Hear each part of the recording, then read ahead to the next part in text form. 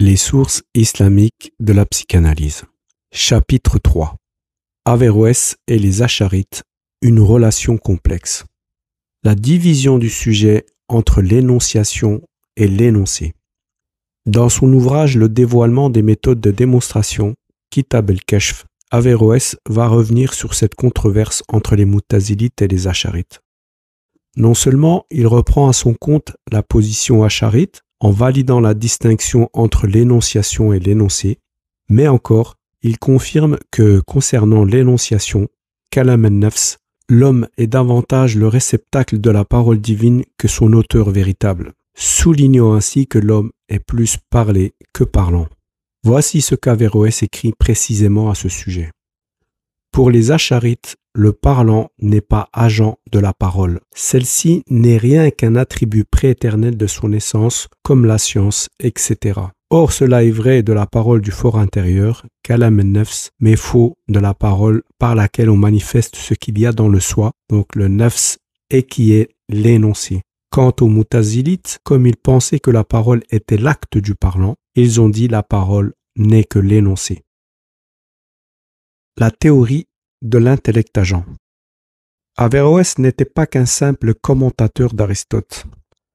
Ainsi, la thèse d'Averroès sur l'intellect agent, développée dans son grand commentaire du traité de l'âme d'Aristote, doit également être lue à la lumière de la théorie de l'acte humain en théologie musulmane.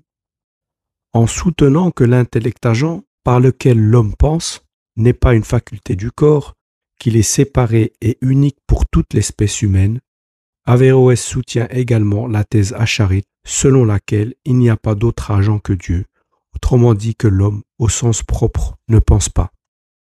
Bien qu'Averroès ait vivement combattu les acharites, qu'il se soit parfois fermement opposé à eux, qu'il ait soutenu que l'homme acquiert véritablement ses actes et qu'il ait reconnu l'efficacité des causes secondes, sur ce point, il s'accorde parfaitement avec eux. Comme il le souligne lui-même, or, les musulmans s'accordent à considérer qu'il n'y a pas d'autre agent que Dieu. Nous répondons que ce sur quoi ils s'accordent est vrai. Cette compréhension, selon laquelle il n'y a pas d'autre agent que Dieu, est attestée par les sens, la raison et la révélation. Il faut rappeler également que la notion d'intellect agent ne vient pas telle quelle d'Aristote. Elle est dérivée de l'arabe al-aql al-fa'il.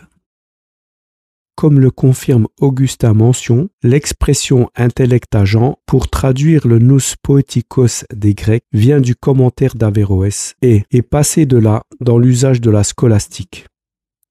Mais il est clair que dans le latin dérivé de l'arabe, le sens original du grec a été faussé.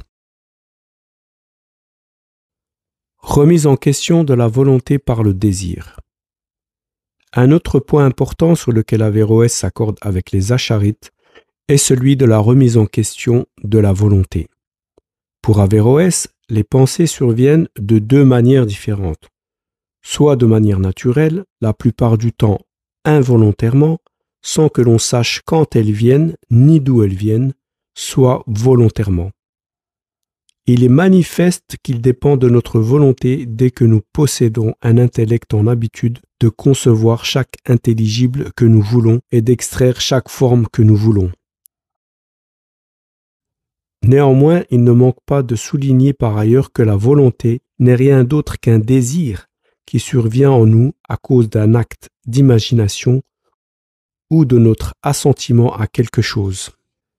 Or, cet assentiment n'est pas le fait de notre volonté. C'est quelque chose qui nous arrive à cause des choses extérieures. Ainsi, lorsque se présente à nous, de l'extérieur, une chose désirable, nous désirons cette chose nécessairement, non par choix, et nous sommes poussés vers elle.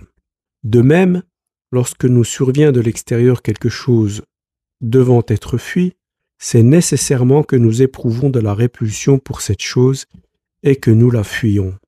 Et puisqu'il en est ainsi, notre volonté est tenue par des choses extrinsèques et liées à elle, et c'est à cela que fait allusion l'énoncé divin. Des anges sont attachés au pas de l'homme, devant lui et derrière lui, ils le tiennent sur l'ordre de Dieu. Même si je pense quand je le veux, cette volonté est déterminée par le désir qui lui-même est lié à des causes extrinsèques qu'Averroès rapporte ici au décret divin. Bien qu'Averroès soit souvent très critique envers les théologiens du Kalam, notamment les Acharites, on voit là qu'il peut aussi partager avec eux certaines positions fondamentales. La critique virulente des Acharites ne doit pas masquer le fait qu'Averroès s'accorde avec eux sur certains points fondamentaux, comme la thèse selon laquelle l'homme au sens propre ne pense pas, ou la division du sujet entre l'énonciation et l'énoncé, ou encore la prédominance du désir sur la volonté.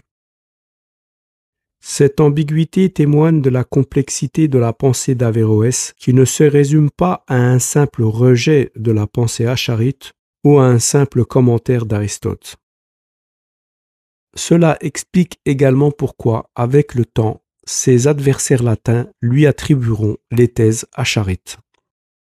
Quoi qu'il en soit, ces trois thèses, que l'homme au sens propre ne pense pas, que le sujet est divisé entre l'énonciation et l'énoncé, et que le désir prédomine sur la volonté, se retrouveront dans l'enseignement de Jacques Lacan.